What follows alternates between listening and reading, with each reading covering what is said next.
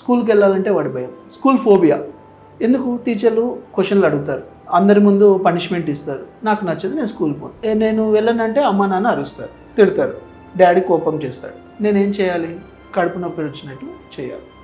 అది ఆ కాన్ఫ్లిక్ట్ వాడు యాక్ట్ చేయడు, డిసోసియేషన్ అయిపోతుంది. అంటే వాడి లోపల బాధ, స్కూల్కి వెళ్ళి బాధ, నేను టీచర్స్తో తిట్టించుకోవాలి, కొట్టించుకోవాలి, అందరూ పిల్లలు నన్ను అవహేళన చేస్తారు, బుల్లింగ్ చేస్తారు అనే బాధ వాడు బయటికి వ్యక్తపరచకుండా ఈ కడుపు నొప్పి ద్వారా బయటికి చెప్తాడు. అదే కన్వర్జెంట్ డిజార్డర్ అంటారండి.